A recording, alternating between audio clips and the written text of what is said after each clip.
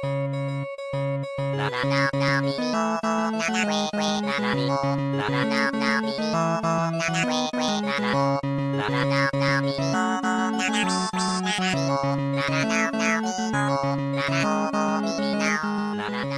there, and welcome to The High Ground, a Doof bonus content show where we're sailing into Disney's Pirates of the Caribbean. I'm your Commodore, Elliot Diebold. And I'm your captain, Georgia Diebold. And I'm the gross scallywag, Reuben Morehouse. Got to put some pirate accents in it, folks. So we're back for Pirates of the Caribbean 2, Dead Man's Chest, which I hate that Disney Plus doesn't have the numbers on it. It just has the full titles. It just says Pirates of the Caribbean, Dead Man's Chest. I actually didn't know which one to watch next. Luckily, my sister was with me, or I would have had to Google it. Yeah, Reuben just asked me which one was number 2. And for the record, for next month, the third one is called At World's End. At World's End is the next one, right? Yeah. So this was the highest grossing of the Pirates films. Did you guys know that? I looked this up when I started watching it. Just a fun fact, which I guess really proves how well the first one did. This one had enough hype to be really high grossing. But I think this was the one So I had thought that I had actually seen this film, but I hadn't. I had seen the first one and I had seen the third one. That's wild. Well, I had thought I had seen this film. Did the third one make any sense? The third one made perfect sense to me. And that's why my thesis for this episode is going to be, this was the most fun movie I ever had that was completely unnecessary. This film, I think, could have been completely non-existent. You could go straight from number 1 to number 3 and it doesn't matter at all. Interesting. I just don't think that's true. Well, it is true because I didn't see this film. I want to hear your thoughts on this again next month because I can't believe that that's true. Yeah. No, I'm sure there's fine details that I missed, but I actually had thought I had seen this film, and so I was expecting the way I know the next film ends to be the way this film ends, and then it just kind of ends very suddenly, and I was really surprised because I was like, wait, what about all that stuff I remember? The ending for the third film would have been very difficult to turn into like another film. Like it's quite final. Well, it's like 2 and 3 are very much set up as a pair. Like 100%. This film is very unfulfilled. Yeah. Yeah. It's like The Matrix 2, and it's been a thing in Hollywood for a while, but like they set up trilogies, and after the first one's successful, and that just means number 2 is just like a part.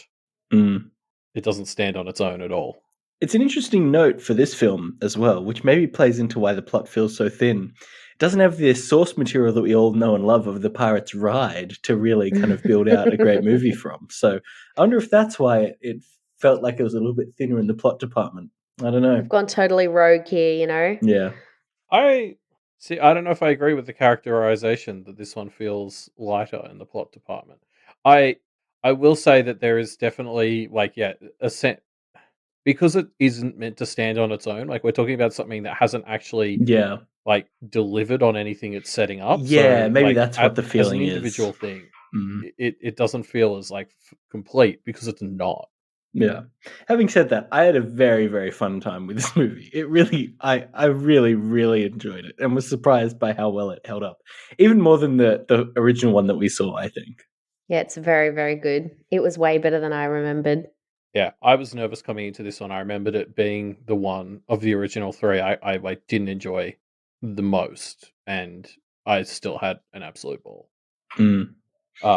So I guess now that we've talked about the film for a bit, let's get into it. So the film opens on the wedding day of Willers. That's my attempt to ship name Will and Liz.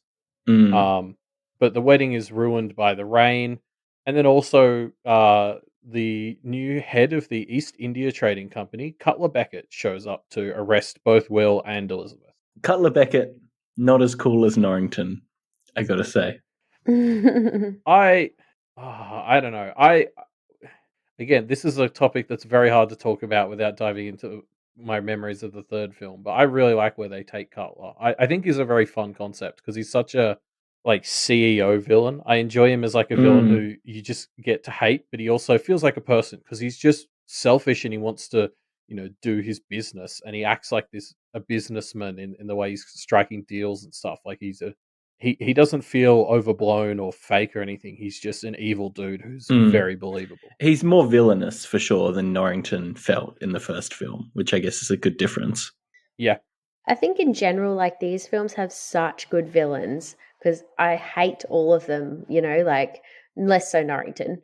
But in the first film, you kind of don't like him. But, like Cutler Beckett, Davy Jones, Barbosa, like you love to hate them, but actually they're all quite three-dimensional and there's always like some aspect of them that you still can really like relate to or sympathize with. Like Barbosa's apple. Like he just wants to eat an apple, even though he's a massive asshole. And like you said, Cutler Beckett, like he's just trying to do business. He's, there's a new world and he's just trying to establish the order in the new world. And then like Davy Jones is just like a, lovesick kind of guy who's just, been cursed to roam the seas. And yeah, I don't know, like they're all actually quite three-dimensional, which you wouldn't expect from like this Disney pirate film. Yeah, I think we talked about that a lot last month, and like it's absolutely got to come up again because it applies just as much to the villains. I think number two has more villainous villains, but they like as you said, Davy Jones. There's still these moments where you can see he's a person, even if he's turned into a horrible monster. I was just gonna say, I mean, that it's a good point as well that like all the villains are quite different. Like like Cutler Beckett's the kind of like somebody like Cutler Beckett, like that CEO type villain.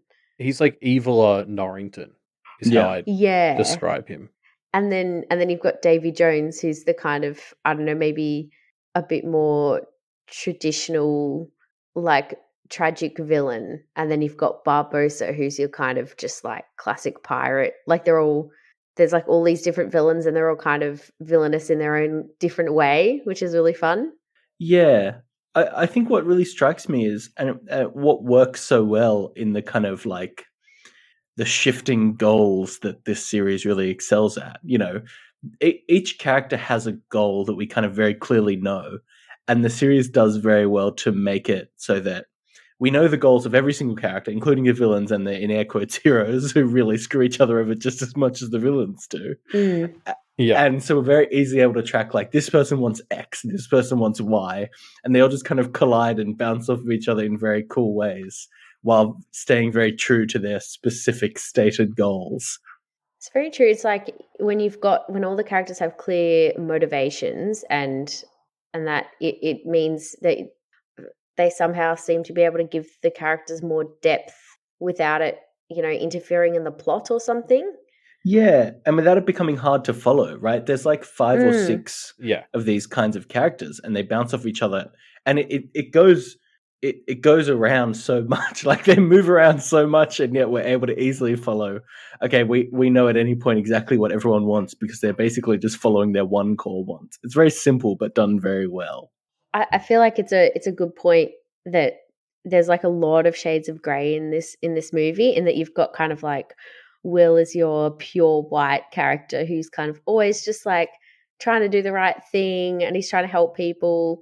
And then, you've got all your villains, and then you've kind of got like Jack in the middle who's a bit of an anti-hero. And then even now you've got kind of in this film, like Lizzie starts to become a little bit cutthroat as well. I just feel like, you've got like, everybody's kind of good in their own way. And there's a lot of a spectrum in it, which makes for like really interesting characters. Yeah, I think it's this focus on motivations that Reuben talked about that like is what makes it work. Because like I even don't think the writers are thinking of goodies and baddies. They're just thinking of like people with motivations, and it's like as you guys have sort of said, it's like that it's really fun because it leads to really great character politics. Because what the writers sort of do is give everyone motivations and then stick them against each other, give them reasons to switch sides. Like it's always been my favorite part of Pirates of the Caribbean. Yeah, absolutely. Like we'll obviously get to the end with Norrington, but it's this idea that because the writers are so easily able to define who someone is, what they want, what their goals are, it means we have this clear idea of their motivation is X, and then they just like have people play off each other's motivations, have them switch sides, and it's a very fun formula. It's really true. I'd never thought about that before, but you think about lots of complex things like Game of Thrones and stuff as well. Like, I suppose if you start from your characters and like, what does this character want? You can kind of build this really intricate plot around that rather than, I guess, things like maybe Harry Potter or Lord of the Rings or something, which are a lot more like plot based. Yeah. I'd never really thought about it, but I suppose that's the difference whether you start from your plot or whether you start from your characters. Yes, I think Game of Thrones is very similar. Like what George R. R. Martin tries to do is he creates these characters and then he's basically just conspiring to have situations that play interestingly off their motivations and their goals and stuff. Mm. And these films do a surprisingly good job of that as well. Yeah, definitely. I think like the other thing I really wanted to call out from this whole thing is so Will and Elizabeth are essentially being arrested for trying to help Jack escape at the end of the last film, and that's really cool. That like that film sort of clearly the ending, like we talked about it a bit. It was all just like, oh, and everyone gets to kind of live happily ever after, and Norrington's suddenly this ultra nice guy, and like he gives Jack a head start, and it was all a bit like fairy tale endingy, and this movie Super just sort of cheesy Disney, yeah. yeah, and this movie just comes in right from the start and is like, no, there are consequences to those actions. Like if we're going to continue telling their story, we're not just going to let them get away with the ending for that movie. Like that's Yeah, really I fun. really liked that too. I'd sort of forgotten about that, and it was really fun. I wonder whether there were always plans to make more movies, or whether it was just going to be a one and done kind of thing. Because the end of the first movie kind of gives you the vibes of, and now everyone lived happily ever after, right? Yeah, I think the writing of the first one was done as like a one-off thing, but I remember reading last month as we were prepping for that one, the reason Pirates 1 is actually called Pirates of the Caribbean: Curse of the Black Pearl is because Disney basically came to them about halfway through production and they're like, give this a subtitle because we're probably going to want you to make more if it goes well. Mm. So it wasn't written with like sequels in mind, but definitely like, at the executive level, Disney was sort of like, we'll probably make more of these if it does well. Yeah, it reminds me of like the original Star Wars movie in that way that, I mean, that didn't originally have a subtitle, obviously, but like not George R. R. Martin, George Lucas, like they wanted Vader to die at the end, and he was really insistent, like, no, he's not going to die. He's just going to kind of swirl away ambiguously because, like, I want him to be in a sequel if we can get a sequel. Like, thank God. Yeah. Imagine if Vader just died. Well, they could have just introduced Lord Cutler Vader. And actually, Vader comes back and he's actually pretty nice now. Yeah. So then after seeing this wedding, we cut to Jack, who escapes this like crazy prison island that's really cool, and then is visited on his ship by Bootstrap Bill, Will Turner's dad, who is now a crewman of Davy Jones. Can I just check that prison island? Does that come back? Is that anything? I'm trying to. It's just a really cool set piece. It doesn't come back, and like because it's so cool. Like I wish it would. Very cool. It felt like it should have been something, but then it never really was for the rest of the movie. I was expecting it to be relevant. No, I think it's just like these movies love set pieces, and that makes sense given the origin of the ride. So it just sort of felt like they just created a cool place, and it's really overdone for the one scene, but it's. And cool. Then we floated through into the next room on our little ship that we're sitting in on the ride. I mean, but it was like it's another great entrance for Jack. I mean, the moment where we're just flowing along with this coffin, and you're like, "What's going on?" And then a crow lands on it and starts pecking it, and he just shoots it and sits up and like uses a corpse's leg to paddle away. Like it's very fun. Like, I know we've been over this, but like he's such a great character. And Hannah actually pointed out to me that like she said they really nailed like the competent incompetence. And I was like, yes, that's exactly it. Like, you honestly spend the whole time you're watching him being like, I can't tell if he's a genius or a moron. Like, you honestly, and you don't know whether he's a good person or a bad person. Like, he's just totally chaotic. And it's kind of like, I think, what they wanted Jar Jar Binks to be, and like massively failed. Yeah. That's an interesting comparison. Jar Jar Binks and Jack I think Sparrow. it was the competent incompetence description. My first thought was like, yeah, and then my second thought was like, that's what they wanted Jar Jar Binks to be. It just did not work. But now, okay, wait. Somebody get epic rap battles on the phone. Yeah, okay, great. Everyone would love to see Jar Jar Binks rapping, Elliot, I'm sure. But against Johnny Depp's Jack Sparrow, that would be so good. What a nightmare that would be. But it's interesting because you're right, he is so chaotic, Georgia, but at the same time, nothing he does feels out of character. Like he's not just doing wild card shit, he's doing things that feel like they're either too stupid or too smart for you to comprehend. But he's always got a very clear goal in mind. Yes. That's very obvious as well. Yeah, like you said. So that makes it like he does the wildest things, but it's always with a really clear goal. So it doesn't feel, out of character. Yeah, he's just like, you're sort of like, oh, okay, I see what he's doing here. Like he might be doing it in a crazy way, but the logic is always sort of there when you really think about it. Yeah. But yeah. So anyway, yeah. Sorry. So Jack gets this visit from Bootstrap Bill. Turns out 13 years ago he made some deal with Davy Jones to get the Black Pearl back after it sank, and his time is up. So he's meant to go and work on Davy Jones's ship for 100 years. Instead of doing this, Jack just runs to ground and decides to live on land for a bit. Well, firstly, he immediately tries to talk himself out of it. And I love the line where Bootstrap Bill goes, you can't talk yourself out of this one. Like, stop trying. He just keeps trying. And then he stops trying. I want to say, we see Bootstrap Bill here, and the effects on this waterlogged crewmate's face, who's got like a starfish stuck to his face permanently. It looks so good. The effects in this film are fucking incredible. Like, they look better than the ones in the previous movie. And they and you know, that previous movie, I don't think the effects probably weren't bad at the time, but these ones like genuinely held up incredibly well. I was watching this in 4K on Disney Plus, and it still looked phenomenal. Like Davy Jones, his whole crew just looked incredible. I love, like, as well, they've got, I mean, the aesthetic is so cool and it's super original. Like, the thing of them all being like part sea creature, part like ship. Like, there's a guy who's got like a steering wheel in his back and things. But also they've got the sound effects too. Like, you know, when he first meets Bootstrap Bill and he goes to grab the rum from him and it like cracks out. It's so good. It's just like super unsettling. And it's really cool. Yeah, and there's so much variety. Like, they did just make them mindless drones. Like, they're not all stormtroopers in the background, right? It's like, you know, there's hammerhead shark guy, there's hermit crab head guy, there's as you said, there's like a dude who's got like an eel sticking out of his stomach. Like, I think what I really appreciated about it is like they all felt like characters because they all had standout designs. Yeah, there's like a lot of creativity. Yeah. Also, again, another throwaway line as we meet the crew of the Black Pearl Current.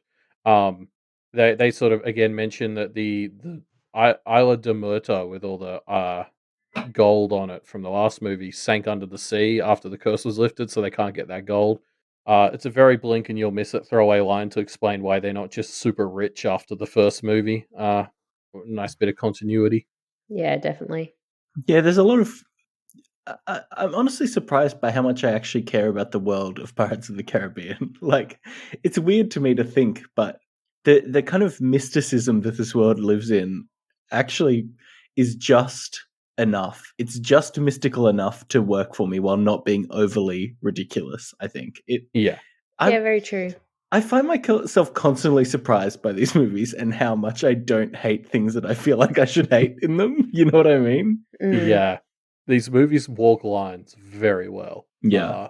I think it's a really like testament to that thing of like the worst thing that you can often do is over explain things. Like, anything where they sort of over explain the lore. Like, yeah, I mean, I keep cutting back to Star Wars just because we all did a Star Wars thing. But like midichlorians, and everybody hated it because it takes away from the mysticism of, of the world that you've made. And I think these films do a really good job of just like not, they don't over explain anything. It's all still very mysterious, and it makes it much easier to believe just about anything because they've not tried to explain anything. Yeah. They walk that line pretty well, because I think it's easy to overfill gaps in stuff and sort of take the magic out, whereas these movies are very much a soft magic system where there's just curses and shit, and it's just like, this is the rule for this curse, go with it. Yeah, which I actually really like. I think it leaves things a lot more like open and almost easier to follow because they don't try to explain it. So you're not trying to follow this explanation, and there can't be plot holes because like they've not been explained. Yeah, exactly. It's just magic. Deal with it.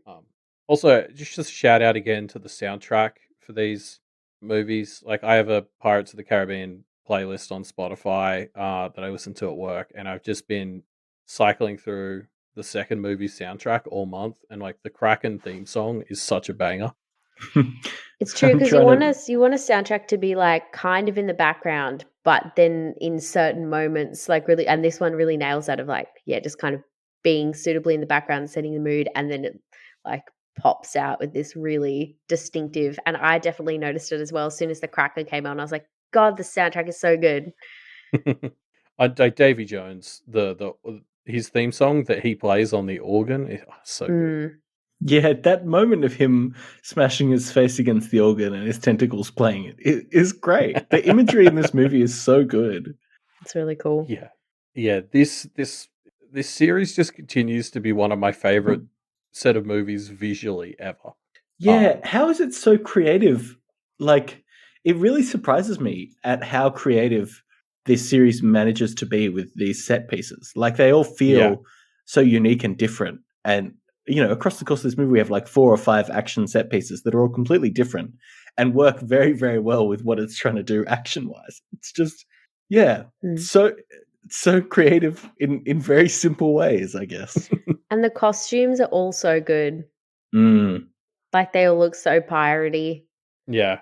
It's just really good costumes. Just everything is visually so great. So Will is actually set free by Beckett, because they sort of strike this deal where Will and Elizabeth will be pardoned if he can get Jack Sparrow's compass. And we remember that compass from the first movie; it was broken and doesn't really work.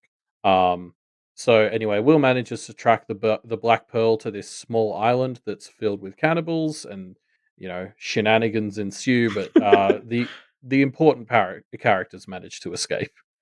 I really enjoyed the ball cage scene. Like, I was just frothing the whole time. I like loved it. It was so like fun, just it was actually hilarious to me, like watching them try to swing, and then when they try to grab the vines and they show them like just not be able to grab them, and they all are like, so it was so funny.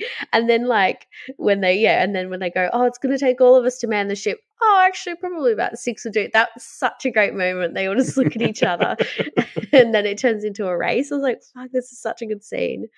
Yeah. I thought it was quite good too. Although, why did they have to swing? Couldn't they have just climbed up the rope that the ball cage was dangling on? I didn't quite understand it. No, I don't think so, because they'd all have to. Because if just one of you is trying to pull it up the rope, you'd have the weight of everyone else sitting in there. So they'd all need to be pulling on the rope, and I don't know if there's enough room for that. That makes sense. But yeah, I liked the ball cage scene. I do have to admit, this is probably the one point where I felt like the series has really gone a bit too far and how ridiculous it got. Mostly, I'm talking about the part where like Jack is running away and he's like got this giant stick tied to him because he was being roasted, and then like he jumps over this cliff with it, and he has all this fruit on it, and then he like falls down and falls through all these bridges, and it's just like it was just a bit much. I was like, he'd be dead. He 100% should have died from that. I'll agree. It went a little bit too far there, but it works. It was still good. The first half of the first half of the cannibal scene as a whole is fantastic, and like I left the overall thing with a good picture of it. It was just like there was just that one part where I was like, oh, this might have finally pushed it over the line for me. Yeah, if it had been, because it starts with him falling and his stick like getting wedged in the crevasse and him like unraveling down this rope. I feel like they could have just let that happen and it would have been just on the borderline and not too far. But then he like falls through like 4 bridges and lands on the ground, and you're like, oh, I don't know if that should have happened. It's like 100-meter fall. Yeah, it's really. I saw a person the other day in ED who fell 30 meters with a paraglider, and I could tell you. You don't look like Johnny Depp at the end of that scene. You can't just get up and walk away. Yeah. But another moment I really liked was where he's done that ridiculous like jump across that kind of pole vault move. And then he lands and then the fruit all slides down. I was like, that's great. I loved that. It's really fun. A fantastic moment. Yeah. It's good times. See, again, so much just like, and that's just like, there are so many just like 2 or 3 second moments in this movie that are very inventive and great and hilarious. It's like classic slapstick stuff. It works so well. Yeah, like the way the fruit that they all go down one at a time, and you see it happening, and you see Johnny Depp see it happening, and he's freaking out. It's great. I think another like we talked already about like just little bits like thrown into the script that are really clever that tie it all together. Hannah noticed while we were watching. Or she mentioned that I hadn't picked up. There was in the little montage where Will is trying to find Jack. There's one guy who talks about this island, and he's like, "Oh, I trade some long pork there. Oh, it's so good. I trade it for spices." And then you realize later that he's talking about human meat. And then when Johnny Depp's like goes into that hut and he picks up a thing of the paprika that's from the East India Trading Company, and it's like one of the spices the guys traded for the human meat. It's like, what a great little detail. Yeah. It's the sort of thing like I noticed it this round as well. I'd never really put it all together like that before, but because I was waiting for I was like, when do we get to the cannibals again? And then this guy said long pork, and I was like, oh, okay. Oh, here we go. Yeah. And when the parrot flies down and goes, "Don't eat me," and he's like, "I'm not going to eat you," and you're like, he's just repeating what someone else said. Yeah, great little foreshadowing moment. The whole thing is like I love the moments where like Jack is just like it's so funny because you can tell that the rest of this tribe are clearly speaking some indigenous language, and then Jack's walking around going stinky stinky licky licky, like it's just a fun little gag. And then savvy. Yeah. The subtitles while he was saying that said speaks native language or whatever, and I was like, I don't think he is. But then he understands it, like when the person comes running when he's on the thing and like says all this thing, and he goes, "Well, go get them then." You're like, oh shit, he actually knows what they're saying. Yes. So anyway, sorry. So after they all escape this, they go and visit Tia Dharma, who lives up the river. And she gives them like a bunch of exposition that I don't really think they needed. Like Jack already knew all of this, I thought. Anyway, she tells us, at least as the audience, and she tells them where Davy Jones is going to be, which they needed to do for some reason. Okay, so there's just a few moments here. Like this whole key Davy Jones chess thing, it bumps up and like down in how well it's handled. I think there are definitely a few moments early in the film where it feels like they just wanted to show us the key at the start to be like, ooh, mystery key, and then there's like later parts of the movie where they sort of have to be like, okay, now we can like retroactively try and make this make sense, and it comes off a bit clunky. I feel like about this point in the film, which I think is about an hour in or something, right? I don't know how far through it is, but this is probably about the point where the film could have started. We basically didn't need anything that happened before here, do we? Like, the first scenes, like the setting. Yeah, sure. A bit of setup, a bit of why Cutler, what's his face, is sending Will on this journey. Yeah, but really, the whole Cannibal Island thing could have been completely cut. It had some fun set pieces, but anyway. I think that was a scene for fun. Yeah. Yeah.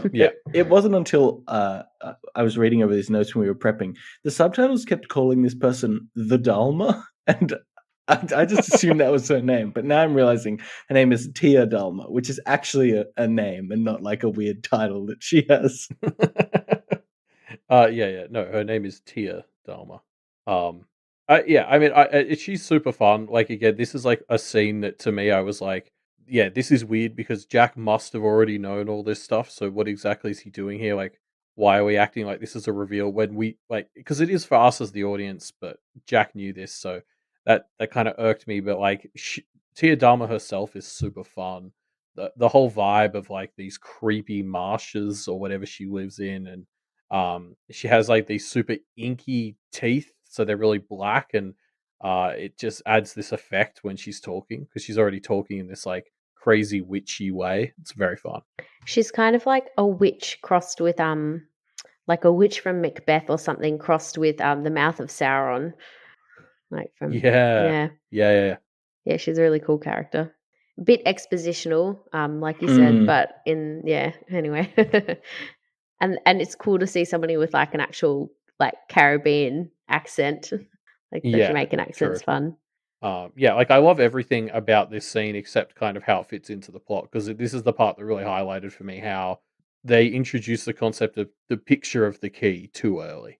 And it gets a bit convoluted in a way that feels like it's just designed to make us have to wait for it. It's funny because it's sort of quite a simple plot, like the idea of like you need this key to open this chest to get this heart, but there's bits where it somehow becomes very convoluted. Yeah. I agree. I really liked this character's like the design and the shack that she lives in is like very atmospheric and cool. But you're right that she's just kind of there to deliver a bit of exposition once or twice throughout the film. She doesn't really have a character. Why did they go there? I'm still not super clear. Like thinking Both back, the more I think about it, here, I don't understand why.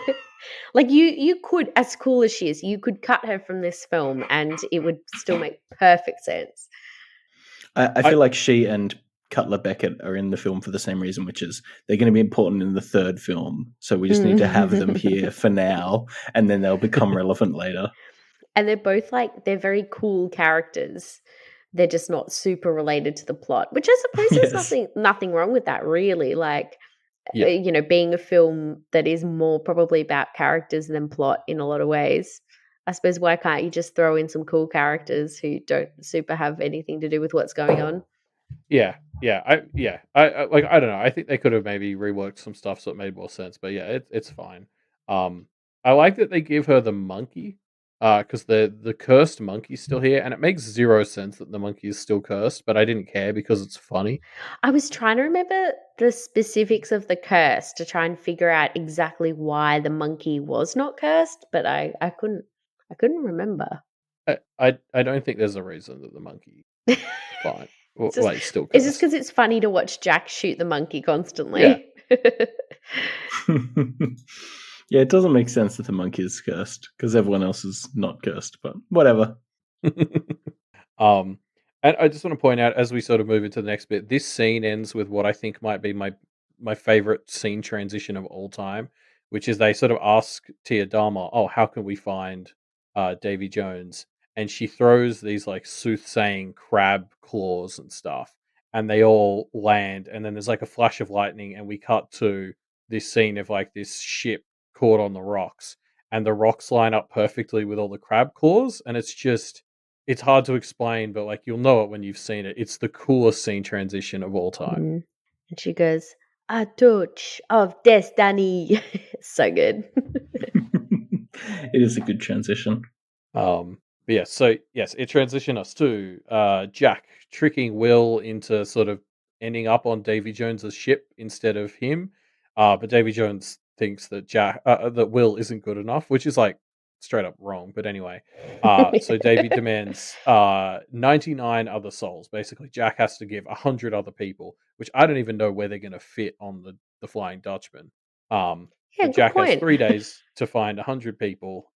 So Jack heads to Tortuga and tries to recruit just 100 deadbeats because Davy Jones didn't say they had to be good souls. It's a very good scene when you've got what's his name? This like sort of first mate guy. And he's just going like, so why do you think you should be on the Gibbs? So like, so why do you think that you should be a crew member? And they're all just saying these like hilariously like shitty backstories, and he just goes, "Perfect, you're own." Like, and so how many do we have? Well, including those 4, we have 4. It's very good.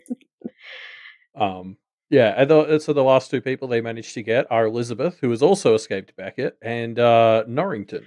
Oh, Norrington. So good to have Norrington back. His presence was sorely missed in the first half of this film. And as soon as he comes back, you're like, oh yeah, I miss this character a lot.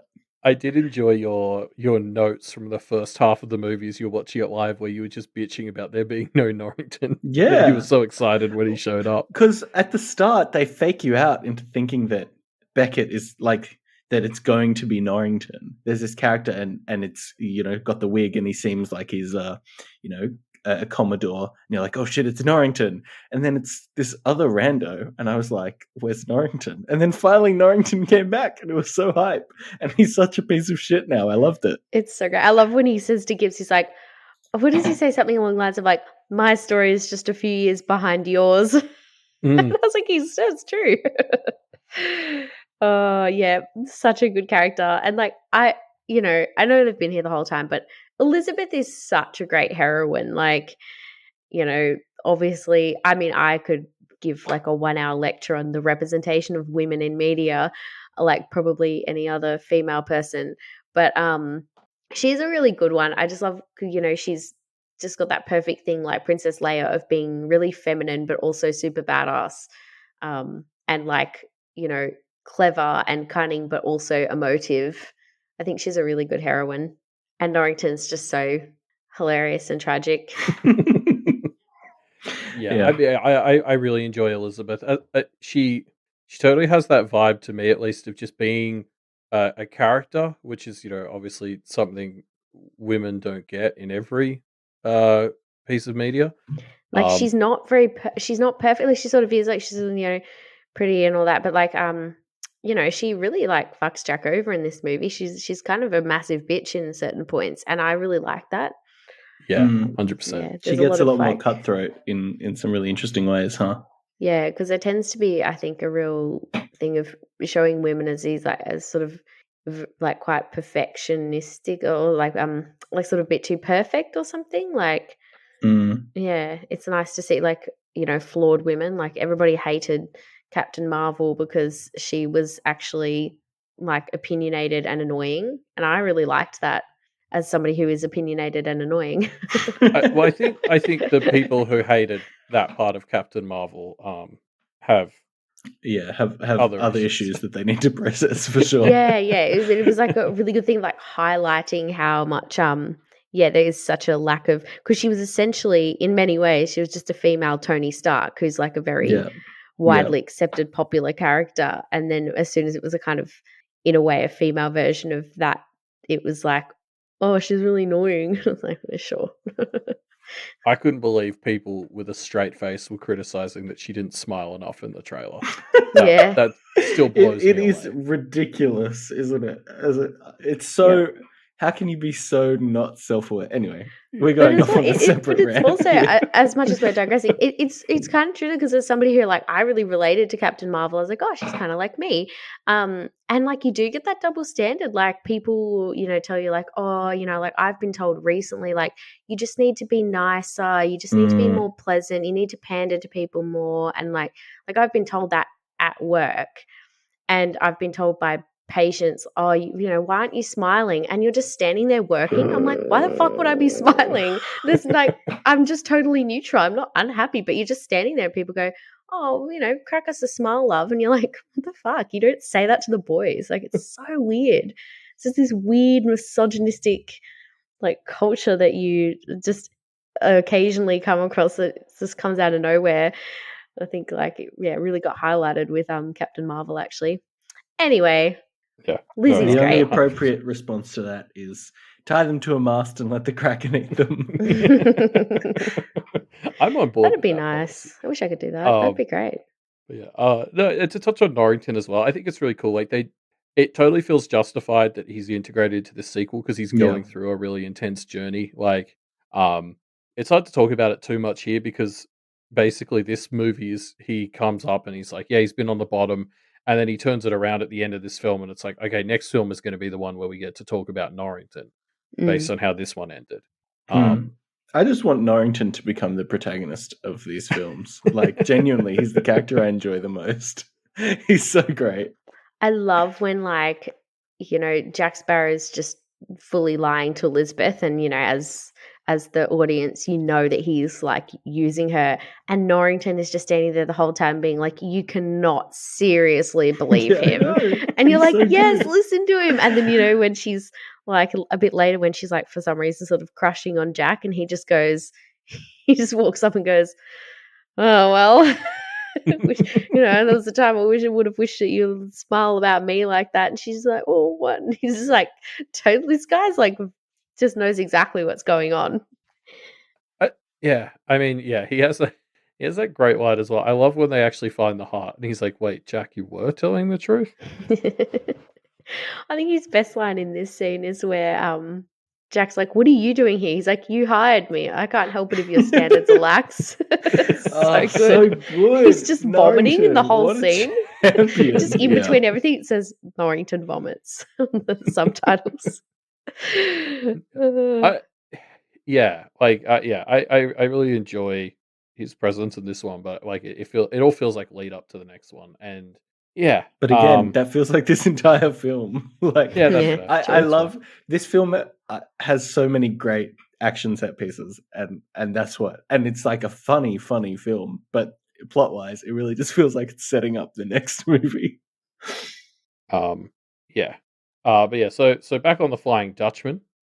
We cut back to Will, who gets whipped into shape by his dad for a bit, and then everyone plays some liar's dice. And basically, this scene amounts to Will learns that Davy Jones keeps the key on his person, so he breaks in while Davy Jones is playing the organ asleep, and manages to steal it, and he escapes the ship. And let's just pretend what he does here is he sneaks straight onto hiding under the ship, because there's actually a whole scene where he gets onto another ship, that ship dies, and then he ends up back on the bottom of the Flying Dutchman. A bit of a padding that I'd completely forgotten, even though I watched this movie about 4 hours ago. I mean, that whole scene exists just to set up Will's history with the Kraken so that he can direct the Black Pearl against it later, but yeah, there's going to be nothing for us to talk about. It kind of continues this very small plot of this captain who basically the worst voyage ever for this one other captain. Which I thought was very funny, that anytime a second ship shows up, it's the same captain. So it's the captain that Elizabeth kind of stows away with, has some stuff, takes them to Tortuga, and then Will finds them, and then they get murdered by Davy Jones. And you're just like, oh, this poor captain. His life has just been thoroughly fucked by the protagonists. We went to Tortuga and we actually did pretty well there. And then you're just like, oh. Well. It's kind of fun. It's a fun little B plot of like, when Will ends up on this ship, and you're like, oh. It's like there's the two guards from the first film. They weren't in this one. Oh yes, it's kind of like that. Yeah, the little subplot. But I loved the dice scene. Like, I didn't remember it super well. I guess as opposed to, because it's not as visually, I guess, memorable as like the ball cage scene and stuff. I'd sort of forgotten it. It's not like over the top. Like, it's a very subdued scene. Yeah, but it was so good. Like, it's like what I think, which Bond film was it? The Casino Royale, where they have the poker scene. It's like what that was trying to achieve. I was just seriously like on the edge of my seat the whole time. I'm like, oh my God, like what's going to happen? What's going on? Like, oh my God, he's wagering all these years. And like the game was, because initially when Bootstrap Bill walks up and goes, oh, do you know how the game is played? And he just goes, yeah, I get it. My first thought was like, oh, but I don't. I'm like, oh. And then they just like didn't even have to explain it, but you just instantly picked up how it worked. And it's actually it looks like a pretty fun game. I was like, oh, I kind of want to, that'd be pretty fun. It is a real game. It's called Liar's Dice. I hadn't heard of it before, but it's a great game. Yeah. No, me either. So they didn't make it up for this movie. Like, it's a real thing. And there's actually, after our last episode came out, somebody on our Discord posted, there's like a 20-minute YouTube video that just analyzes this scene, or like the extended version of this scene. And if anyone hasn't watched that YouTube video, you totally should, because this guy goes into not just like a really concrete breakdown of the game and its rules, but like how well it's playing off all of the character moments that this scene is doing. And basically, it's just a 20-minute video about how this scene is fantastic writing, and it's really good. And you sent us that extended one, and I just sat there. I was like, "Why the fuck did they cut this? I know, so good." There was so much great stuff in the extended scene. Really good. Originally there were 2 games that were played. So in the final cut, there's only one Liar's Dice game. But in the original, there was another one that was played before the one that you see, where Will actually just like straight up beats Davy Jones and wins his dad's freedom, which then makes his dad's sacrifice even more heartbreaking because his dad effectively throws away his freedom to save Will again. And you're like that would have been so great. I mean, it's still a good scene without it, but yeah, I'm sad that they cut that out, which I guess means I wanted this movie to be even longer than 2.5 hours. Yeah. Yeah, it's just an interesting choice because I think there are other parts of the movie they could have traded out. I suppose this wouldn't have been the scene I would have cut. No. And jumping back to characters again, as I always do in this movie, apparently, like I haven't seen these movies for quite a long time. I don't remember Will being a very interesting character. I remember him being a bit of a just quite sort of bland, just toast, like the sort of boring one. But he's really not. Orlando Bloom is so engaging in the role. I find him really just super likable. He's kind of he's just the really good one. He's the one who just, he's always just trying to do the right thing. He's got a really good moral compass. He's kind of that guy. And he's just, but he's kind of clever and he's just a really, really likable character. And this scene really highlighted that for me. I was like, God, I hadn't thought about how much I like Will as a character. He's just kind of just this neutral arc guy who's just there. But this scene really made me think, God, I love Will. He's the most bland protagonist-y character, and he's still actually a very good character. Yeah, I think he might come across as bland because I suspect the romance between Will and Elizabeth is never super sold very well, and that maybe makes his motivation feel a bit weak because his motivation is to get back to Elizabeth and save her, right? But when the stuff with his dad starts coming in, you really feel that a lot more, and that helps make him land, I think. Yeah. And I think he starts off as very much what's the guy from The Princess Bride? He really just Wesley. He's sort of Wesley. He's a bit of a Wesley, isn't he? And then he kind of this is I think the film where he starts to become a little bit more interesting. The Dread Pirate Roberts. Yeah. He does, yeah.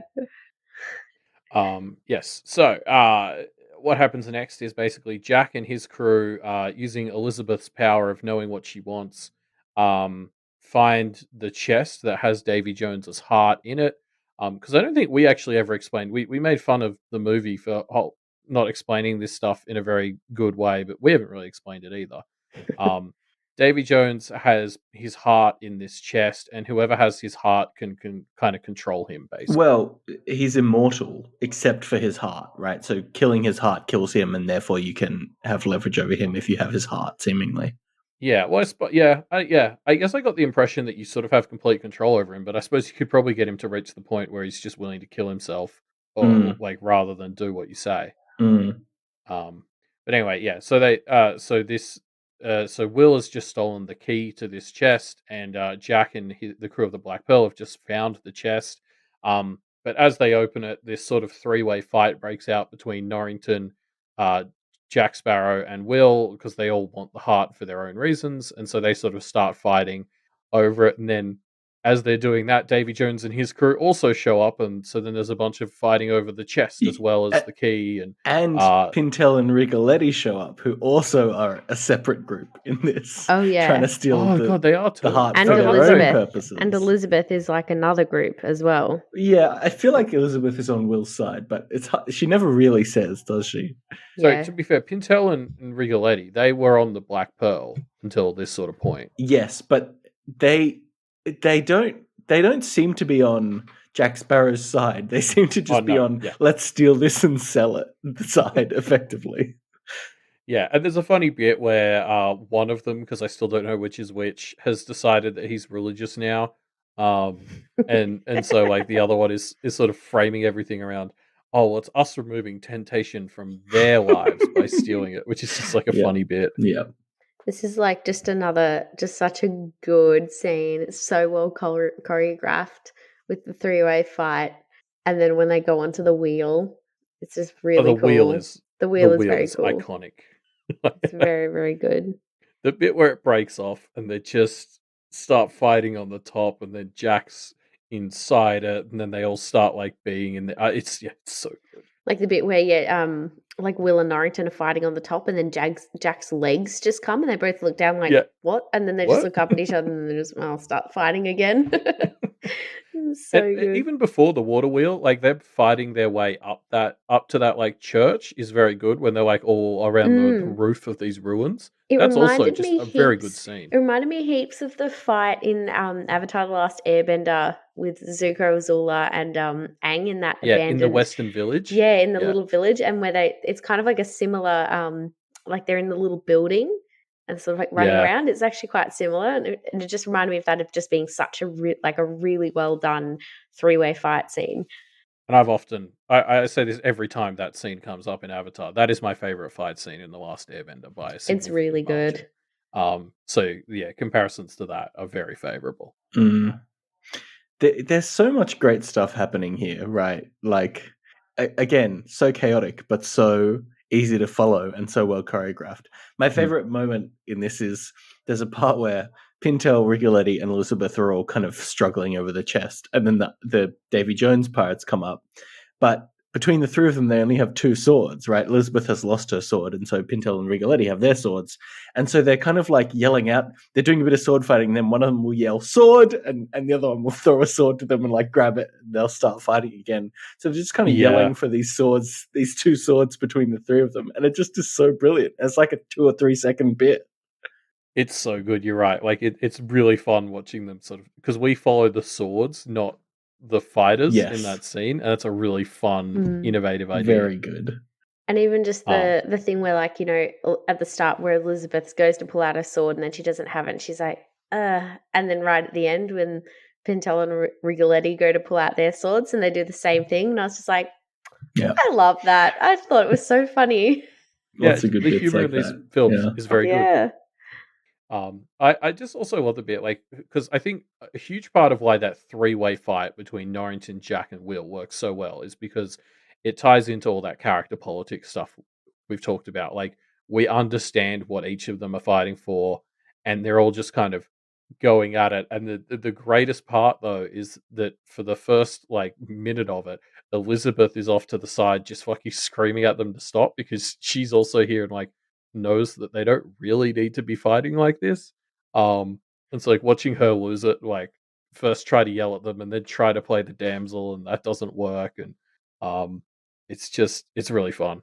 Yeah, it's quite relatable, because you are sitting there just thinking, you idiots, like you can all just work together. Well, especially there's absolutely no reason for Will and Jack to be fighting, because it's like they can absolutely do both of their things. Like they could just have the heart and go to Davy Jones and be like, okay, first of all, you need to forgive Jack's debt and give me my dad. There's no reason they can't do both of those things with the heart. It's bizarre that they're fighting, but like Norrington definitely feels like one where it's like he has very different motives to them. He wants to give it to Beckett.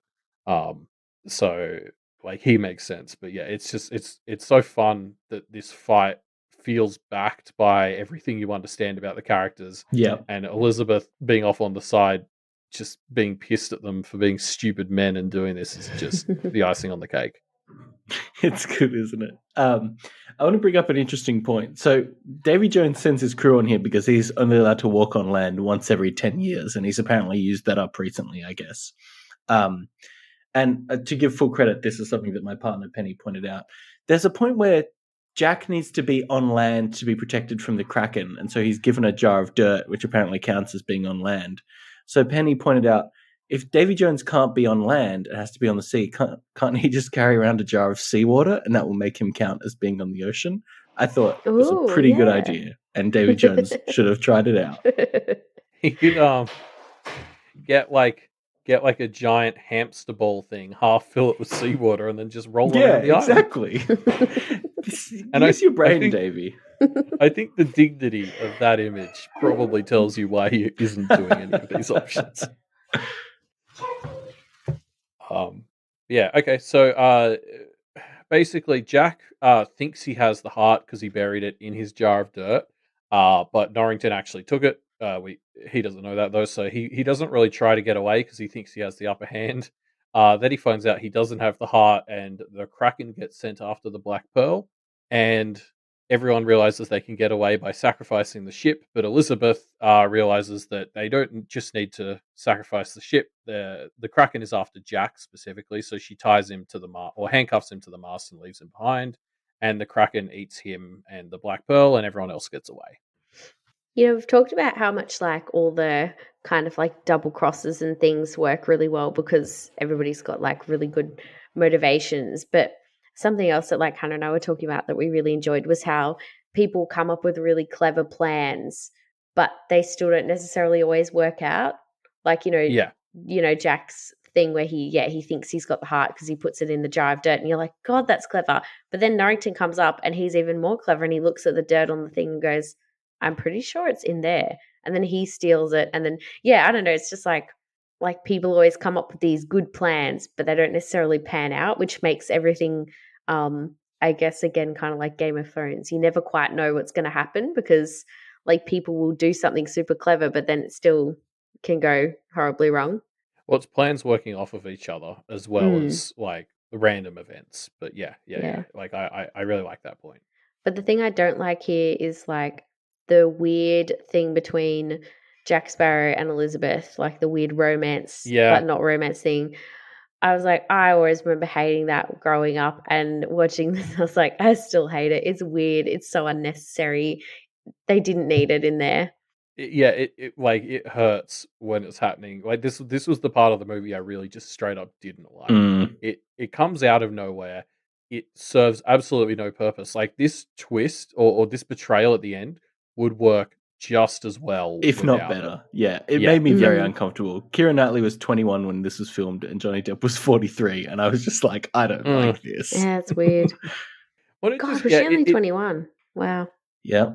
It just feels like milking drama. Like it's this really shallow attempt to sort of be like adding drama to Will and Elizabeth's relationship. Like I think that's why it irks me, because it's like ultimately this whole plot line is used for this moment right at the end here where Will sees them kissing because she's just kissing him to betray, to like trick him. It's a trick kiss. And of course Will sees it, and so they're just using it to set up this whole like put a wedge between angle, them. Which and felt just like it felt really CW. It's just cheap. Very CW. So it's probably the one thing I just straight up didn't like about this movie was this shitty attempt to add drama to their relationship like this. Also, the bit where the Kraken like sort of roars at Jack Sparrow to eat him suddenly is the only point in the movie when I went, oh, the effects just went really shit. There was just like 1 second where it just looked really shit, and then it was kind of okay again. It was weird. Yeah.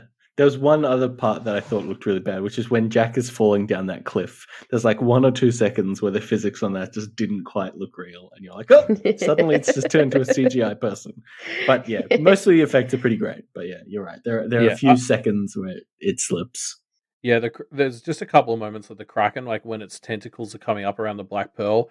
And there's a few moments that really stand out to me is it's clearly just like zoomed in footage of an octopus's tentacle, like made big, and it doesn't really fit in the scene. And I'm mostly pointing that out because I remember noticing it at the time, so it's not really a testament of how it aged, because I remember thinking the effects weren't that good 15 years ago when this movie came out. It was just funny because there's like some bits where it's really good, and then there'll just be like 2 seconds where you're like, oh, what? And then it goes back and you're like, oh. Like I actually thought, did I imagine that? It's just a shame that it's mostly the Kraken, because obviously there's no moments like that with Davy Jones and his crew. They are consistently spot on. Yeah, especially definitely. Davy Jones's face. Those tentacles are brilliant. You can like see it's Bill Nye's face. It's like, I don't know how they did it, but it's really cool. Yeah, it's crazy. I love his ink sac on the back of his head. I always want to poke it. It's so gross. It's so cool. It's very viscerally disgusting in a way that really sold. Good.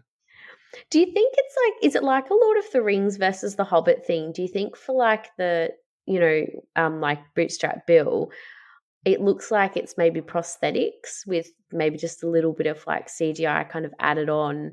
Although Davy Jones' face looks like it's really CGI'd, but I don't know. it all works. Like his facial expressions are still very much there. Like the acting is still there, even though it's a CGI face, which is, I guess was not easy to do in 2006 or even now. Yeah, I don't know. I've never looked into the behind the scenes of these films. But yeah, so after basically sacrificing Jack, the crew all gather at Tia Dharma's again for some reason. And so while they're all sort of doing this impromptu funeral for him there, she tells them it's actually possible to go to the ends of the earth to get Jack back. But to do so, they'll need a captain who's already sailed off the edge of the world once before, and she reveals she's got Barbossa in the back, and he's here. I love this. I love this reveal.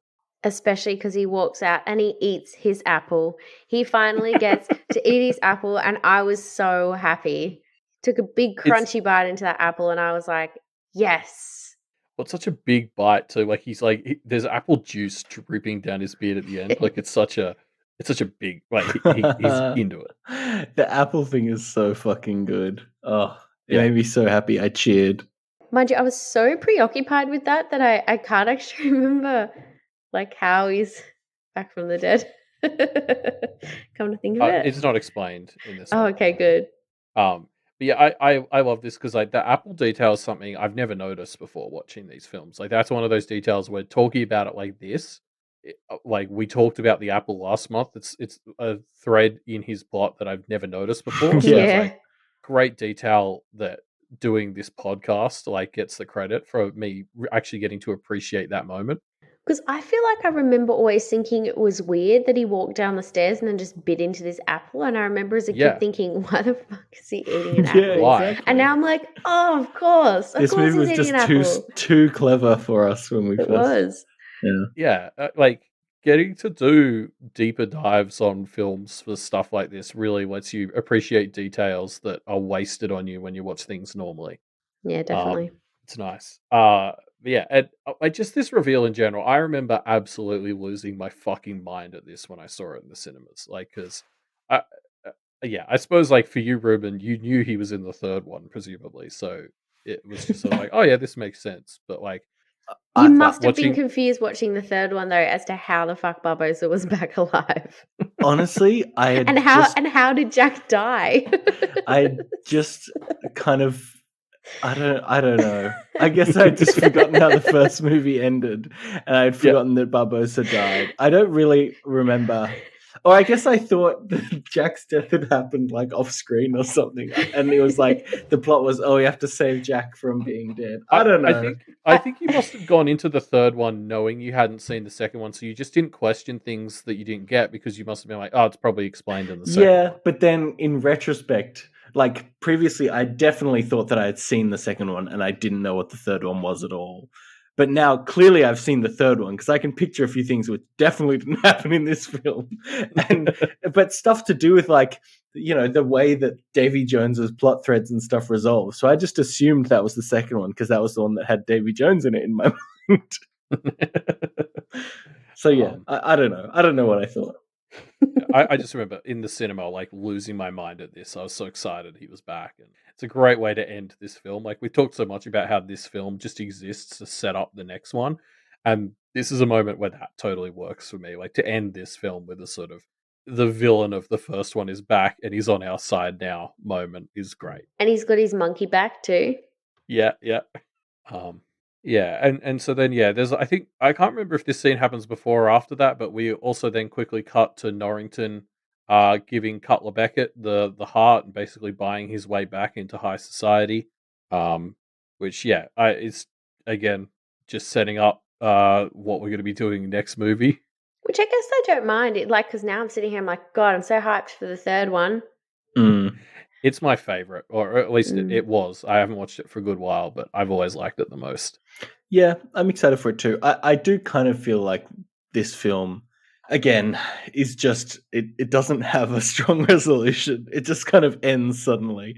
Because I was expecting a lot of things that I knew, in air quotes, knew happened in the second film to happen. And then suddenly it's just ended, and basically none of the things that I thought were going to happen have happened. It was very confusing. Because that's true. I think that's Jack a you dies. problem, though. Yeah, I think that's maybe fairly specific. Yeah, maybe. Because I agree. It's absolutely a fair criticism. Well, no, it's a fair statement on the movie that it doesn't have a resolution because it just ends with setting up the next one. I just personally love that sort of thing. Like, I guess I've always preferred more serialized content to stuff like movies or whatever. So, like, Yeah, the same. second this sort of happened, I was like, hell yeah. I don't remember though. I remember Jack's death not being like so close to the end of the movie though, funnily enough. Like he kind of died, and I guess I thought that there was still a little bit more left, and then it was like, oh, it's the end of the movie. I don't know why. Again, that's very specific to me. I just for some reason thought that was like about, that there was still another sort of 20 to 30 minutes to go, which is crazy because I'd been there for like 2 hours and 15 minutes at this point. So I actually was late I was late to the birthday party I attended because the movie was so much longer than I thought it was going to be. I think we said this about the first one too, but it's like this is a 2.5 hour movie. I think I could easily put together a cut that was like maybe an hour 45, and it wouldn't lose too much. And it would also have the rest of the dice scene in it. Oh yeah, it would. Yeah. I don't know. I guess we'll get to talk about this a bunch next month, but I'm excited. Like the Norrington stuff, I love the way he plays into Cutler Beckett stuff. Like, because we didn't talk about Cutler too much in this one, but he sort of represents like capitalism like taking progress, over from monarchy. Yeah. I love his line about loyalty isn't currency, the currency of the realm. Now currency is the currency of the realm. And it's so antithetical to like people like Will and stuff, and getting to see Norrington sort of play in that thematic playground is yeah, I just love it. It's a very good sequel. Like, generally speaking, sequels are disappointing, but I feel like I can't remember seeing these in the cinema. But if this was happening right now and I loved Pirates of the Caribbean, I would go and see this and be like, God, that was a good sequel. Yeah. I think, the only reason I remember not giving it like 10 out of 10 when I walked out of the cinema was because I knew Pirates 3 was over a year away, and I was like, I want to see it. I'm excited to see it. And we didn't talk about the after credits scene where the dog has become the new god. I can't believe you made me. I spent literally 2 to 3 minutes trying to click through the credits to find this credit scene. And then it's so like short. A 4-second thing that's so irrelevant to anything. It's really important because if you're a person like me who whenever a dog dies in a film, you get very upset. True. Like this dog's story had ended with him being chased by a horde of cannibals, and to see that he gets to be the king that he is was like, I mean, obviously I do remember the thing about how they eat. They still end up eating them, like with Jack, but in my little mind, maybe I just get to think that the dog just wins their hearts and they just worship him forever. Well, no, remember, we talked about this last month.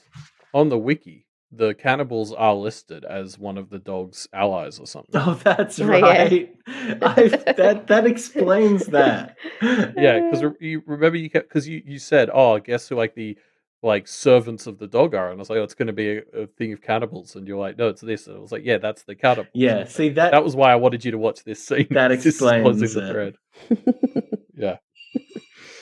Yeah, it's just it's absolutely an unnecessary because especially this is like I think Marvel hadn't really started doing post credits. Well, no, Marvel Studios didn't exist yet. Post credit scenes were not a thing, so it's so funny to me that one of the early post-credit scenes is this in Pirates of the Caribbean because it's ridiculous. It is ridiculous. I don't know why they put it in there. I guess just for any kids that were crying about the dog dying, like after the credits. Yeah, exactly. Kids like me.